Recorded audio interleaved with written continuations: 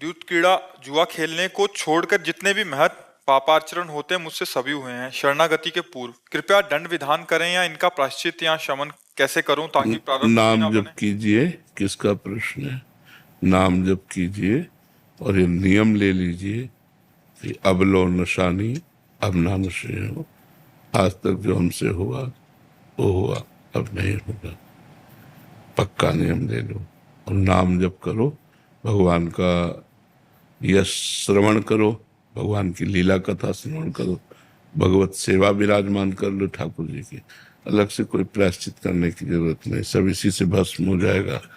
पहला तो जो हृदय में जलन होती है उससे पाप क्षीण होते हैं, दूसरा जो हम प्रतिज्ञा ले लेते हैं उससे पाप क्षीण होते हैं, और तीसरा जब हम भगवान नाम जप कीर्तन करते हैं उससे सब पाप नष्ट हो जाते हैं, तभी तो भगवत प्राप्ति होती है। तो आपको उल्लास पूर्वक नाम जप करो और कोई कठिन प्रायश्चित करने की जरूरत नहीं है। अरविंद यादव जी, लखीमपुर। महाराज जी, आपके चरणों में कोटि कोटि प्रणाम। महाराज जी, गांव में रामायण पढ़ने के लिए लोग बुलाते हैं जो अखंड ज्योत रखते हैं। वहां पर मेरे साथ कुछ लोग अब आके रामायण पढ़ते हैं तो वो गुटखा खाकर भी पढ़ते हैं। मैं मना भी करता हूं तो कहते हैं कि मुझे थोड़ी ना मना किया है शास्त्र ने, और कुछ लौंग आदि या नहीं, ये गंदी प्रवृत्ति के लोग हैं, ये ऐसा अपराध है। मसाला या गुटखा या किसी भी तरह के इन पदार्थों को खा करके भगवत चरित्रों का गायन करना निषिद्ध है।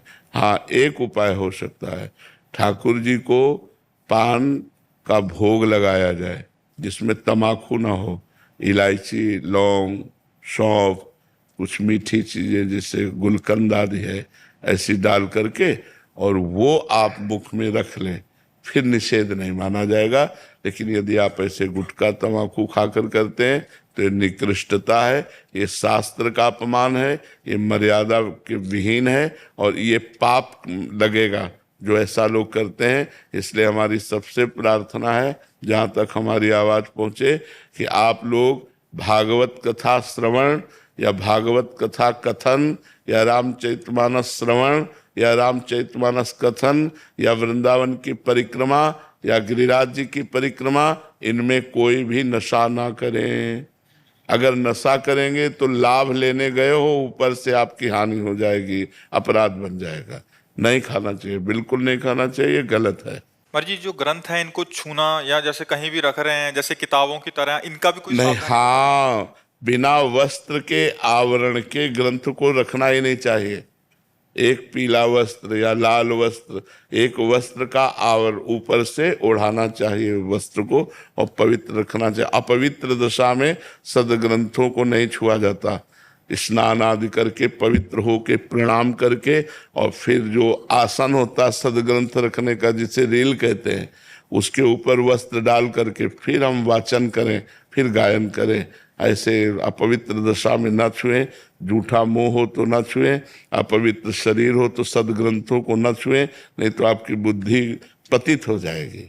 इन चीजों को महाराज जी आजकल कोई मान ही नहीं रहा, मतलब बड़ी अपवित्रता सी फैल रही है महाराज जी। असली बात, भगवान का भय नहीं रह गया, धर्म का भय नहीं रह गया, ये भय नहीं रह गया कि हमसे पाप हो जाएगा। अब तो जो मन मावे सो कर रहे हैं, पूछो मत, क्योंकि बुद्धि भ्रष्ट हो गई है ना। भय हो तो हमें लगे कि हम गलत करेंगे तो हमारा पुण्य नष्ट हो जाएगा, भगवान नहीं मिलेंगे, हमारे को हानि होगी। अब कौन, अब तो बड़े भाग्य हैं जो कोई भगवान के इन ग्रंथों का वाचन करता हो, कथन करता हो, पाठ करता हो। नहीं तो लोग दिन भर मोबाइल में लगे रहते हैं, इधर उधर के कार्यों में अपना जीवन व्यर्थ करते हैं। अब हमें लगता है कि अगर गांव में देखा जाए तो पहले जब हम बच्चा थे तो 2 4 6 जगह लालटेन जला करके रामचरितमानस का गायन होता था। 10 5 बूढ़े बैठे हैं, रामायण हो रही, कहीं भागवत कथा हिंदी की हो रही। अब देखा जाए तो हमें लगता है एको जगह ऐसा होना मुश्किल है पूरे गांव में। कहीं कोई मंदिर आदमी कर रहा हो तो कर रहा है, नहीं तो अब कहाँ, अब तो घर में टीवी चल गई है, जेब में मोबाइल है, तो ऐसा कोई, तो अब पवित्रता का ज्ञान नहीं रह गया है। अब शौचालय में वही मोबाइल लेकर के गए तो मोबाइल को स्नान तो नहीं करवाया ना, वैसे ही मोबाइल लिए रसोई में घूम रहे हैं वैसे तो वो बुद्धि को पतित नहीं करेगा।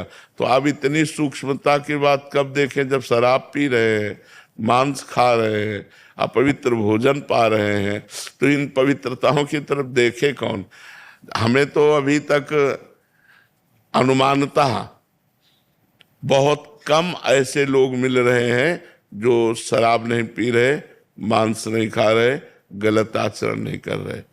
अगर उनमें मिल भी रहे हैं तो बहुत सुधार पक्ष में हैं, सत्संग सुनकर तो वो मिल रहे हैं, और या जो बहुत अच्छे धर्म वाले गृहस्थ के यहाँ जन्मे वो मिल रहे हैं, नहीं तो प्राय नए बच्चे सब गंदे आचरणों में, गुटखा खाना, शराब पीना, बीड़ी सिगरेट पीना, ये सब गंदे आचरणों की तरफ बढ़ रहे हैं। जो धर्म से चलते थे वो लोग भी अपने